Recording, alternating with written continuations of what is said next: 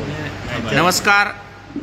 आज आपल्यासोबत आहेत शेतकरी पुत्र जलदूत दिनेश मांगले, जे की 243 परांडा विधानसभा मतदारसंघाचे या ठिकाणी अपक्ष उमेदवार आहेत आणि आज ते या ठिकाणी पत्रकार परिषदेच्या माध्यमातून जनतेशी संवाद साधणार आहेत।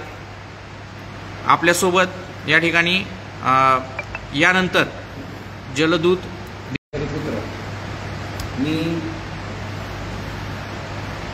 आज फॉर्म काढून न घेता ज्या लोकांनी तो फॉर्म काढला बट मी तो फॉर्म का काढला नाही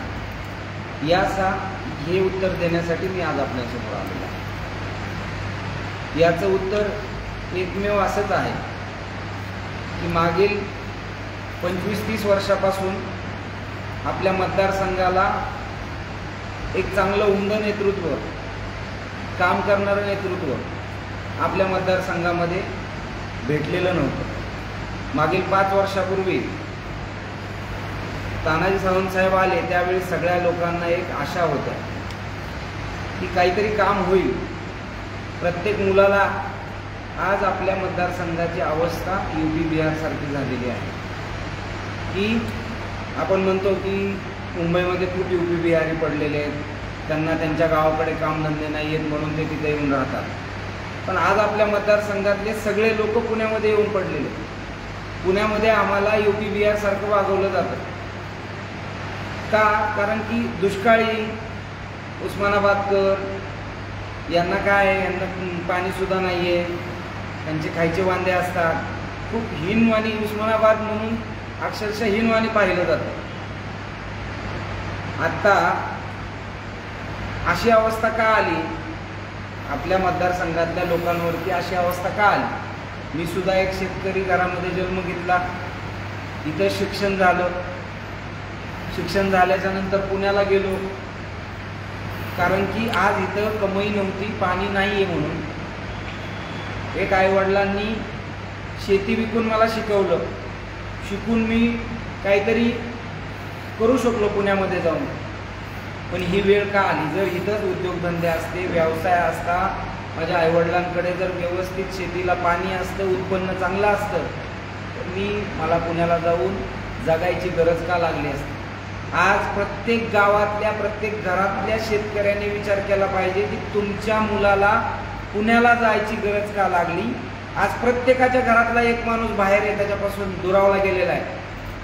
विचार करायची गोष्ट आहे, आयुष्य काय तुम्हाला परत परत मिळणार नाहीये का? वेगळं राहायची गरज येते आज, फक्त आणि फक्त इथं उपजीविकेचं साधन नाहीये तुम्हाला, म्हणून तुम्हाला लांब राहायची गरज येते। का नाहीये हे तुम्हाला लक्षातच येत नाही की आपल्यासाठी कोणतरी लोकशाहीमध्ये समाजसेवक असतो की ज्याचं कार्य असतं की तुमच्यासाठी तो लोकसेवक तुम्ही नेमून दिलेला असतो। तुम्ही मतदान करून त्याला एक काम करण्यासाठी, तुमचं काम करण्यासाठी एक लोकसेवक तुम्ही नेमून दिलेला असतो। पण मागील 5 वर्षापूर्वी सगळ्यांना, मी जसं मगाशी म्हणलं की सगळ्या लोकांना असं वाटलं होतं की सावंत साहेब काम करतील। मला सुद्धा वाटलं होतं सावंत साहेब काम करतील। अशा अनेक तरुण आहेत, प्रत्येक तरुणाला वाटलं होतं की सावंत साहेब असं काम करतील की मतदारसंघाचं रूपडं पूर्णपणे बदलून टाकतील। 2019ला त्यांच्या प्रचारात स्वतः मी होतो। त्यांनी त्यांच्या प्रचारात सांगितलं होतं की मी येत्या 6 महिन्यामध्ये आपल्या मतदारसंघात सगळीकडे पाणी खेळवल आणि आपला संपूर्ण मतदारसंघ पाणीदार तुम्हाला करून दाखवेल। आज 5 वर्ष होऊन गेले। 5 वर्ष झाल्यानंतर सुद्धा आत्ताच्या इलेक्शनमध्ये साहेबांची जर मेन घोषणा काय असेल की मी अजून मला फक्त टाइम द्या, मी येत्या 6 महिन्यामध्ये तुम्हाला आपल्या मतदारसंघामध्ये पाणी खेळवेल। म्हणजे बाकीच्या राजकारणांसारखं सेम राजकारण करायचं, रेग्युलर राजकारणांसारखं राजकारण करायचं आणि हे 5 वर्ष ढकलले की अजून पुढचे 5 वर्ष, असं राजकारण सावंत साहेब इथून पुढे इथं चालणार नाही। कारण की इंग्रजांनीही तसंच केलं, व्यापार करण्यासाठी इंग्रज आले आणि ते पूर्णपणे सत्ताधारी झाले। आपण सुद्धा व्यापार करण्यासाठी इथं आलात, सत्ताधारी झालात, अन्याय चालू केला, पण तो अन्याय भूमपरांडा वाशीतली मतदारसंघ सहन करणार। राहिला प्रश्न आपले दुसरे आमदार राहुल भैया मोठे यांच्याविषयी बोलण्याचा, मला असं वाटतं की त्या व्यक्तीविषयी तर आपण काय बोलायलाच नको. कारण मागच्या 15 वर्षामध्ये ही वेळ तानाजी सावंत यांना आपल्याला गेटकेन उमेदवार आणायची वेळच का लाभली, यांच्या निष्क्रियतेमुळे आपल्याला ती वेळ आलेली. कारण आपण जर पाहिलं की त्यांनी जर कामं केली असती, त्यांनी जर पाणी आणलं असतं, त्यांनी जर हाताला काम दिलं असतं, तर माझ्या मतदारसंघातले माझे तरुण सगळे गाव सोडून, आपले आईबाप सोडून, आपलं सगळे मित्र बांधव सोडून दुसरीकडे जाऊन राहायची त्यांना वेळ आली नसती. आणि आज त्यांच्यावरती उपासमारी म्हणली तरी चालेल. कारण कोणी 15,000 कमवतो, कोणी 25,000 कमवतो, एक टाईमचं जेवण करतो होतो, कोणी पिकअप घेतलाय, कोणी रिक्षा घेतलाय. त्याची अवस्था काय ती आम्ही बघितलेली. मी मागील 3-4 वर्षापासून त्यांच्यासाठी झटतोय. कोणाला कुठं अडचण आली, पोलिसांच्या अडचणीपासून प्रत्येक अडचणींमध्ये मी पुण्यामध्ये त्या व्यक्तींसाठी झगडतोय. त्यावेळी मला लक्षात आलं की अरे काय लागलं, काय चाललं. माझा आता एकच उद्देश आहे आणि प्रामाणिक उद्देश आहे. जसं मी यशस्वी करून परत मी तुमच्याशी आलेलो आहे, मी करून दाखवेल असं मी म्हणत आलेलो नाही आहे. खंडेश्वरवाडीचा प्रकल्प होता, खंडेश्वरवाडीचा तलाव फोडला, धरण फोडलं. त्या धरणाकडे कुठलाही अधिकारी दुंकून सुद्धा पाहत नव्हता. त्या धरणाच्या जीवावरती जवळपास 7 ते 8 गावं होती. त्या धरणामध्ये ते जगत होती. कारण की धरण म्हणजे माणसाच्या, शेतकऱ्याचा उपजीविकेचं साधन असतं. पाणी म्हणजे त्याच्याशिवाय तो जगूच शकत नाही. 10-10 लाखाच्या, 12-12 लाखाच्या बागा होत्या एका व्यक्तीच्या उत्पन्नाचं सांगतो मी. 10-10, 12-12 लाखाच्या उत्पन्नाच्या बागा कोरडवाहू झाल्या. म्हणून एका नवख्या मुलाच्या मागं अख्खचे अख्खे गाव, अख्खचे अख्खे कामाचे सुगीचे दिवस असताना सुद्धा ते त्यावेळी आले. आणि त्याच्यामध्ये पूर्णपणे उत्स्फूर्तपणे आपण ट्रॅक्टर मोर्चा केला. आणि सरकारकडनं, प्रशासनाकडनं लिहून घेतलं. असा एकमेव दिनेश मांगले आहे धाराशिवमध्ये की ज्यांनी प्रशासनाकडून जागेवरती बसून लिहून घेतलं की याच्यामध्ये तुम्हाला काम किती दिवसात तुम्ही करून देणार. मोजून 15 दिवसामध्ये त्यांनी आम्हाला लिहून दिलेलं होतं. मोजून 5व्या दिवशी ते काम चालू करायला आम्ही भाग पाडलं. आणि चालू करायला भाग पाडल्यानंतर सुद्धा अवघ्या एखादा प्रश्न पालकमंत्र्यांना, आपल्या आमदार साहेबांना विचारला तरी सुद्धा, मी तर खूप साधा मुलगा आहे हो, म्हणजे पत्रकारांचे तोंड दाबलेली आहेत, साध्या लोकांची तोंड दाबलेली आहेत, सगळ्यांनी कुणी काहीच बोलायचं नाहीये. आणि दुसरे आमदार सुद्धा 5 वर्ष ज्यावेळी मी ते तलाव फोडला, राहुल मोठे साहेब काय झोपले होते का? त्यांचं लक्ष कुठं होतं? त्यांना का नाही कधी कळवळा आली? ते आले, माझ्यासोबत पाठिंबा दिला, त्यानंतर ते म्हणले सुद्धा की आम्ही तुमच्या सोबत आहोत. बट नंतर सोबत येऊन काय उपयोग झाला त्या दिवशीचा? आज सगळ्यात महत्त्वाची गोष्ट काय माहिती आहे का, की कोणीतरी काहीतरी चांगलं काम करायला गेला की त्याच्या विरोधात प्रस्थापितांना, सामान्य कुटुंबातला मुलगा वरती येऊ द्यायचा नाहीये. आणि कोणी, प्रत्येक जणाला वाटतं हे दोघं नको रे, तिसरं कोणतरी पाहिजे, हे दोघं नको रे, तिसरं कोणतरी पाहिजे. अहो, तिसरं कोणतरी पाहिजे तर तुमचा शेजारचं जाऊन मतदान करून होणार नाही. तुम्हाला ते मतदानाचा अधिकार आहे, ते तुम्हालाच बदल घडवावा लागणार आहे. कारण चांगला दमदार आवाज जर तुम्ही विधानसभेत पाठवला, ज्याची मानसिकता अशी आहे की काम करायची, माझ्या मतदारसंघातला तरुण वर्ग पूर्णपणे बेरोजगार आहे. इथं जो बसलेला मुलगा आहे ते मी बघतोय आज बेरोजगारीच्या कंटाळवाणी परिस्थितीतून आईबाप त्याला सांगतात उठ आणि कुठंतरी जा आणि कामधंदा कर. इथं तर त्याला कामधंदा नाहीये, तो दुसऱ्या ठिकाणी जातोय न. मुंबई पुण्यासारख्या शहरांमध्ये तो जातोय. त्या शहरांमधून तो कुठेतरी आपल्या उत्पन्नाचं साधन शोधतोय. आणि तिथं जरी त्याच्यावरती अन्याय झाला, त्याला हाणमार झाली, त्याला काही जरी झालं तरी सुद्धा तो सहन करतोय. का तर माझ्या आई बापाला 2 रुपये मला आपल्या मतदारसंघामध्ये पाठवायचे. आज आपला मतदार एवढा प्रगल्भ, एवढा हुशार झालेला आहे. मला खात्री आहे की या वर्षी कोणीतरी नवीन भेटलंय, या उद्देशाने तो मतदार राजा माझ्या पाठीमागे खंबीरपणे उभा राहणार आहे. त्याचं कारण असं आहे की मागील 5 वर्षापासून तुम्ही ॲनालिसिस करावं, तुम्ही पूर्णपणे अभ्यासनी करावी. तुमच्या गावात प्रत्येकाने एक विचार करावा की तुमच्या गावात मागील 5 वर्षापासून ज्यावेळी एकदा फक्त सावंतसाहेब आले, एकदा तानाजी सावंतसाहेब आले, त्यानंतर आत्ता प्रचाराला ते आलेले. 5 वर्षात इतकी भयंकर कोरोनासारखी महामारी आली. काय लोकांनी, काय आमदार लोकांनी लोकांसाठी काय नाही केलं. सावंतसाहेब म्हणतात की मी 1000 बेडचं हॉस्पिटल फ्रीमध्ये चालवलं म्हणे, कुठे बार्शीला. त्याची सुद्धा मी आता RTI देतोय, काढली आहे चौकशी की त्याचे पैसे खरंच घेतलेत का नाही घेतलेत. कारण काय होतं की काही गोष्टी ज्या आपण खाली सांगत आहोत त्या खरं सांगा, नाही केले काम तर नका सांगू. आपल्या मतदारसंघामध्ये काय काम जे केलं, कुठल्या व्यक्तीसाठी काम केलं, जे आश्वासनं दिली होती ती आश्वासनं पूर्ण झाली नाहीत. आज मला एकच उद्देश आहे की महत्त्वाचा विषय, माझे 3च इलेक्शन लढण्यामागचे माझे 3 उद्देश आहेत. पहिला म्हणजे की आपल्या मतदारसंघातल्या मुलांना मला लोंढा जो शहराकडे जातोय तो थांबवायचा आहे. दुसरा महत्त्वाचा उद्देश आहे माझा, तो म्हणजे की मराठा आरक्षण आणि मुस्लिम आरक्षण हे मिळालं पाहिजे. तिसरा आणि अत्यंत महत्त्वाचा माझा मुद्दा की 21 TMCचं पाणी आपण आणून ठेवलेलं आहे. आणणार मागील 15-20 वर्ष झाले हेच चालू आहे की आम्ही पाणी आणू. आमच्या वडिलांची पिढी गेली, आमची पिढी गेली, आता आमच्या लेकरांची पिढी यामध्येच घालवणार आहेत अशी आशा आम्हाला वाटते. कारण मला एक सांगा, जर आपण विहीर खोदल्यानंतर पाईपलाईन करतो का विहीर करायच्या अगोदरच पाईपलाईन करतो? तुम्ही विचार केला गेला पाहिजे. हे कॅनल जे केले, पाणी यायच्या अगोदरच यांनी पाईपलाईन केल्यासारखे केलेले. तुम्हाला पाणी यायच्या अगोदर कॅनल करायची आवश्यकता होती का? अशा बारीक गोष्टींकडे लक्ष दिलं पाहिजे. आणि ते कॅनल केल्यानंतर सुद्धा कितीतरी लोकांना त्या कॅनलच्या पैशांसाठी झगडावं लागलेलं आहे. कॅनलचे पैसे सुद्धा आम्ही काढून दिलेले. आज अनेक गोष्टींना वाचा फोडण्यासाठी मी आज या मतदारसंघामध्ये फॉर्म भरला, तो यशस्वी झाला. आणि अपक्ष म्हणून मला नशिबाने शेतकरी पुत्राला ऊस शेतकरी हे चिन्ह मिळालं.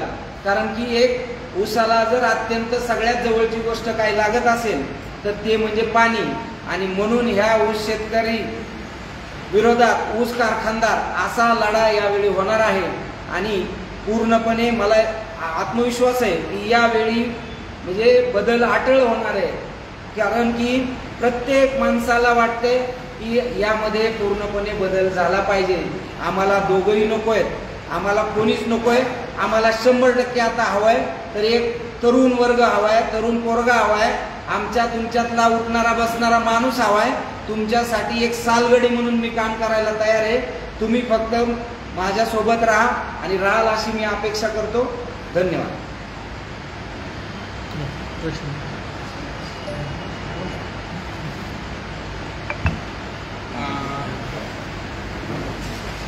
मांगले साहेब, आपण फॉर्म भरताना सांगितलं होतं की मनोजदादा जरांगे पाटील यांच्या आदेशानेच आम्ही फॉर्म भरलेला आहे आणि निवडणूक लढवणार आहे. मग काल जरांगे पाटलांनी तुम्हाला आदेश दिला, तो आदेश आणि तुम्ही फॉर्म ठेवला ह्याच्या संदर्भात थोडं सांगा. खूप चांगला प्रश्न आहे सर आपला. मी नक्कीच आपला जो प्रश्न आहे त्याला एक्सप्लेनेशन देतो. की ज्यावेळी मनोजदादांनी सांगितलं की आपण फॉर्म भरा, सर्व मराठा सेवकांनी फॉर्म भरले. आणि आज त्यांनी सकाळी सांगितले की तुम्ही ते फॉर्म सर्वांनी काढून घ्या. पण त्यासोबतच जर तुम्ही बारकाईने पाहिलं असेल तर दादांनी सांगितलं आहे की आपल्याला पाडायचे पण आहेत लोक, बरोबर. पण पाडत असतानाही दादा एक निकष लावणार आहेत की तो त्या क्षमतेचा, त्या क्वालिटीचा, आपल्या विचारांचा असणार आहे का. कारण की आपण जर पाहिलं तर राहुल मोठे असतील किंवा तानाजी सावंत असतील, ते आजपर्यंत कधीही 14 महिन्यामध्ये एवढं मोठं आंदोलन झालं, त्या आंदोलनाच्या सोबतच्या पोस्ट तुम्ही कधीच पाहिल्या नसतील त्यांच्या, किंवा कुठलाच एक सपोर्ट सिस्टम त्यांचा पाहिला नसेल. कारण की आपल्याला दादांची भूमिका मांडणारा, दादांची भूमिका विधानसभेत मांडणारा माणूस पाहिजे. त्यामुळे आपल्याला पूर्णपणे मी दादांच्या विचारांनीच प्रेरित होऊन हा फॉर्म माझा कंटिन्यू केला. आपण पाहिलं तर या ठिकाणी तुम्ही बोललात तुम्हाला स्वतःला स्थलांतर करावं लागलं व्यवसायासाठी, तर तरुणांसाठी तुम्ही काय करणार आहात?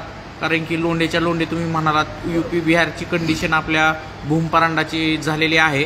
तर व्यावसायिक दृष्टीने तुम्ही एक मोठे व्यावसायिक पुण्यात आहात, काय प्रयत्न करणार आहात या भागातील तरुणांच्या रोजगाराच्या पोटा प्रश्नाच्या पाहण्यासाठी? सांगतो सर. यामध्ये मला मी प्रश्न विचारला होता उदय सामंत उद्योगमंत्री असताना ABP माझाला ज्यावेळी मुलाखत चालू होती त्यावेळी मी प्रश्न विचारला होता की सामंत साहेब, आपण 30,000 40,000 कोटीची कर्जमाफी करतो प्रत्येक वर्षी. आपण 30,000 40,000 कोटीची शेतकऱ्यांसाठी कर्जमाफी करतो. आपले 27,000 ग्रामपंचायत आहेत. त्या 27,000 ग्रामपंचायतमध्ये गाव तिथं उद्योग 1 कोटीचा जर आपण प्रत्येक गावामध्ये उद्योग उभा केला तर आपल्याला त्या गावातल्या मुलांना स्थलांतरित करायची गरजच लागणार. त्यावेळी सुद्धा त्यांनी कौतुक केलं होतं की हा बरोबर प्रश्न आहे वगैरे, आणि बगल देऊन त्यांनी त्यांचं उत्तर ते केलेलं होतं.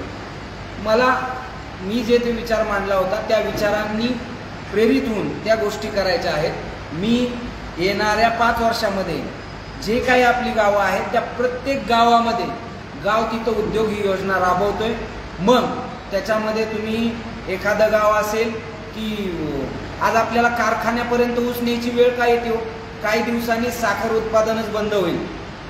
कारण की साखर बऱ्यापैकी शहरातल्या लोकांनी वापरायची सुद्धा सोडून दिलेली आहे. कारण जर एक गुऱ्हाळ व्यवस्थितरित्या चांगल्या क्वालिटीचं जर तिथं चालवलं, छोट्या छोट्या क्यूब चालवल्या, तो झाला तिथला एक उद्योग. तुम्ही टोमॅटो घ्या, आपले शेतकऱ्याची उत्पादन क्षमता खूप मोठ्या लेवलची आहे. जर आपण टोमॅटो एका शेतकऱ्याला एका गावाला दिलं आणि तिथं जर केचपचा फॅक्टरी टाकली तर ते गाव त्याच्या जीवावरती जगू शकतं. असे अनेक उद्योग माझ्या डोक्यामध्ये आहेत की जे चालू शकतात आणि शेतकरी ॲग्रो प्रोड्युसर कंपनी काढून प्रत्येक गावामध्ये मला गाव तिथं उद्योग उभा करायचा आहे. आणि त्यासाठी या मतदार राजाने माझ्या मागं उभं राहावं असं मी सर्वांना विनंती करतो. सर, आपण अपक्ष निवडणूक लढवत आहे. आपल्यासमोर प्रतिस्पर्धी म्हणून महायुतीचे मंत्री असतील तानाजीराव सावंत आहेत. त्याचबरोबर महाविकास आघाडीकडून 15 वर्षे आमदारकी भोगलेले राहुल मोदी साहेब आहेत. हे तगडे उमेदवार तुमचे प्रतिस्पर्धी आहेत. याकडे तुम्ही कसं पाहता? याकडे मी सर असा पाहतो की प्रस्थापितांविरुद्ध विस्थापित. कारण की कोणतरी एक मुलगा, मी तुमच्याच एक शेतकऱ्याचा मुलगा उभा राहतोय, काहीतरी करण्याचं वेगळेपण दाखवतोय आणि 100% मला खात्री आहे की हे सगळ्या बाजूने मला दाबण्याचा प्रयत्न होणार आहे. सगळ्या बाजूने मला कसं मॅनेज करता येईल याचा प्रयत्न होणार आहे. पण मी नेहमी सांगत आलेलो आहे, मी मरून जाईल पण मॅनेज होणार नाही.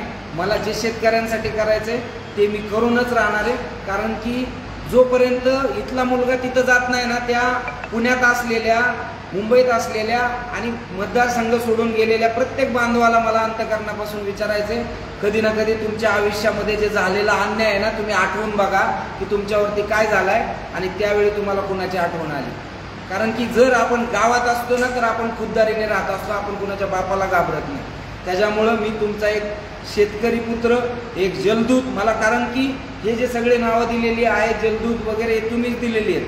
मला ते पाणी आणायचे आणि ज्या दिवशी मी आमदारकीची शपथ घेईल त्याच्या दुसऱ्या दिवशीपासून मी आपल्या 21 TMC पाण्यासाठी उपोषणाला बसणार आहे.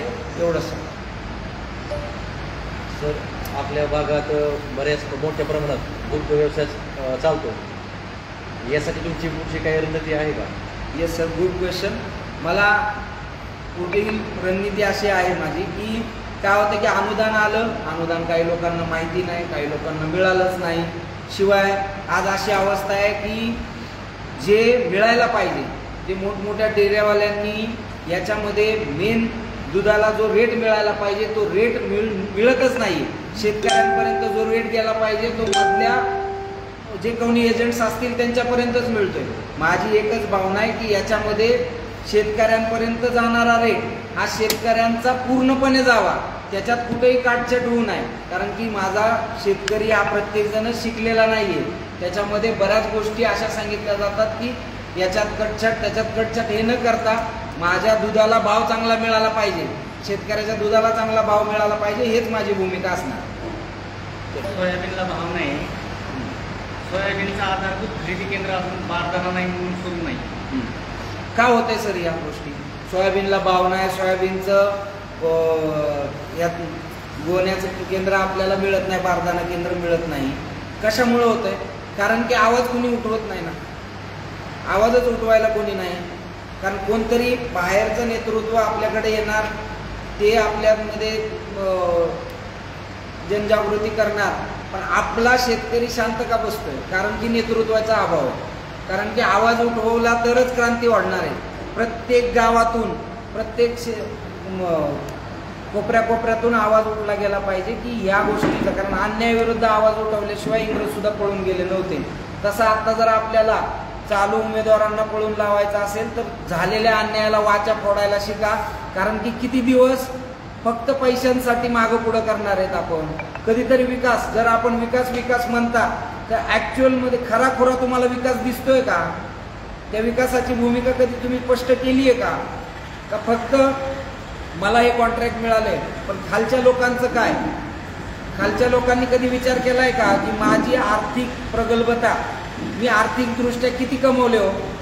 काय लोकांनी मध्यंतरी सोयाबीन लावले, सगळं केलं, भाव नसल्यामुळे आज अशी परिस्थिती की तो शेतकरी खिशातनं त्याला कोणाच तरी व्याजाने पैसे काढून 2-4 हजार रुपये म्हणजे तोट्यात गेलेला आहे. या गोष्टीवरती शेतकऱ्याला कोणी वाली राहिलेलं नाही आपल्या मतदारसंघात, त्याचा कोणीही विचार करत नाहीये. कारण की याचं जिवंत उदाहरण म्हणलं तर खंडेश्वरवाडीचा तलाव आहे. तो खंडेश्वरवाडीचा तलाव फोडला, ठीक आहे, धोकादायक होता, फोडला, त्याच्यावरती 5 वर्षामध्ये सुद्धा निविदा लवकर काढली नाही, काम चालू केलं नाही. शेतकऱ्यांनी जेव्हा आवाज उठवला तेव्हा मात्र लगेच 5 दिवसामध्ये तुम्ही काम चालू केलं. म्हणजे प्रत्येक गोष्टीसाठी जर आवाज उठवायचा असेल तर मी त्याला सक्षम आहे.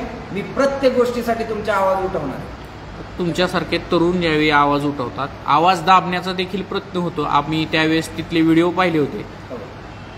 तर भूम परांड्याचा बिहार होतोय. डॉक्टर घुलेंनी पत्रकार परिषदेत सांगितलं की एका शेतकरी पुत्राला त्या ठिकाणी दाबण्यात आलं आणि इथं भयभीत जे वातावरण आहे ते भयभीत वातावरण या ठिकाणी केलं जातंय. तर तुम्ही कशा प्रकारे हे जे वातावरण झालेलं आहे, भयभीत वातावरण असेल, ही भूम परांड्याचा बिहार करण्याचा जो मानस या ठिकाणी काही राजकारणी करतायत, यातून भूम परांड्याला बाहेर काढण्यासाठी तुम्ही काय करणार? आपण जर भूम परांडा वाशी मतदारसंघाचा इतिहास तुमच्या बरोबर घडलेला तो प्रसंग सुद्धा सांगणं गरजेचं आहे. माझ्यासोबत तो प्रसंग असा घडला होता की खंडेश्वरवाडी धरणाच्या यशामुळे सगळे शेतकरी उत्साहित होऊन त्यांनी मला बोलून घेतलं की साहेब आपल्याला येणं गरजेचं आहे. मी ताबडतोब आलो आणि त्या धरणाच्या पूजनासाठी गेलो होतो. तिथे गेल्याच्या नंतर चर्चा चालू झाली. मुळात तर त्यांना सांगण्यात आलं होतं की हे काळे झेंडे घेऊन येणार आहेत, हे अमुक करणार आहेत, तमुक करणार आहेत, गाड्या तापा अडवणार आहेत. पण आम्हाला आमचं यश महत्त्वाचं होतं.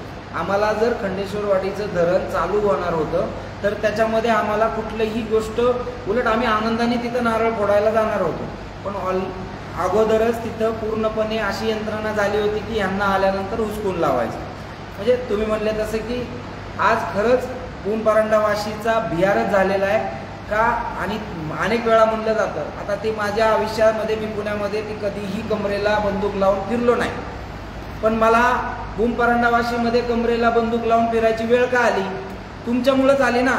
कारण तुम्ही गुन्हेगार पाळले, तुम्ही लोकांना अर्ध्या रात्री उचलून घेऊन गेले, लोकांचे आवाज दाबले, मुस्कटदाबी केली. कोणी जर काय बोलला तर आज पण शेतकरी म्हणतो त्याला कारखान्यावरती नेला जातो, इकडं तिकडं नेला जातो, मारला जातो. काय लावलं हे? म्हणजे आज जर तुम्ही पाहिलं त्या कारणामुळे तर मला माझ्या स्वतःच्या प्रोटेक्शनची बंदूक मी माझ्या कमरेला लावून, सरकारने दिलेली बंदूक आहे, तिथं मी दुसरीकडनं आणली नाही. मला म्हणलं गेलं की हा कसला शेतकरी? मी माझा 7-12 दाखवतो बाबा, माझ्या बापाचा 7-12 दाखवतो की मी शेतकरी आहे का नाही. माझी परिस्थिती बघा पूर्वीची, माझ्या गावामध्ये येऊन चौकशी करा. की म्हणे हा कसला शेतकरी फॉर्च्युनरमध्ये फिरतो. अरे तुम्ही जर चांगलं पाणी योग्य वेळी दिलं ना, पुढच्या 5 वर्षात जर व्यवस्थित पाणी मिळालं तर माझ्या शेतकऱ्याच्या प्रत्येकाच्या दारासमोर फॉर्च्युनर असेल. इतकी म्हणजे कष्ट करायची तयारी. आपल्यासारखं कष्ट कुठलाही शेतकरी करत नाही. जेवढं जर आपण बघितलं, अहो धारा काढायच्या, 10 गाया सांभाळायच्या, शेत सांभाळायचं, एवढं कुणी करू शकत नाही. आज जर दूध उत्पादन बघितलं भूम तालुक्यातलं, तर बाकीच्या तालुक्यांमध्ये का एवढं उत्पादन नाही? तिकडं तर त्यांची शेती होत नाही. ते जनावरं सांभाळून करू शकत नाहीत का? आपल्या इकडे शेती चांगली, दूध उत्पादन चांगले, त्याच्यासोबत काही लोकांचे दुकानं असतात, जोडधंदा करतात, काही लोकांच्या छोटे मोठे उद्योग असतात, व्यवसाय असतात, ते करून, ते सगळं करून या लेवलला जर माझा शेतकरी जात असेल आणि त्या काम करणाऱ्या एका शेतकऱ्यांना, मला सगळ्या लोकांना, व्यावसायिक सुद्धा आज इतके वैतागलेत, या भयभीय परिस्थिती झालेली आहे. मला सुद्धा आज म्हणजे आमचं ठरलं होतं की बाबा कोणीतरी फॉर्म ठेवा, पूर्णपणे सांगणार नाही पण कुणीतरी फॉर्म ठेवा, कुणीतरी धाडस दाखवा. ते धाडस दाखवण्याचं काम मी केलंय. तर मला पूर्ण मायबाप जनतेला माझे हात जोडून विनंती आहे की आपण मला मतदान रूपी स्वीकार करावा आणि निवडून द्यावं. मी येणाऱ्या उद्यापासून प्रत्येक गावाचा एक प्रचार नेमलेला आहे. कशा पद्धतीने प्रचार दौरा करायचा ते मी माझ्या सोशल मीडिया आणि बाकी पत्रकार बांधवांना देईनच. तरीसुद्धा आपण सर्वांनी वेळात वेळ काढून आलात, कारण की आज फॉर्म काढण्याची आणि ठेवण्याची खूप धामधुमी असते आणि दिवसभराचं तुमचं किती ताण तुमच्यावरती असेल हे मी समजू शकतो. सर्वांचा, पत्रकार बांधवांचे आभार मानतो. धन्यवाद.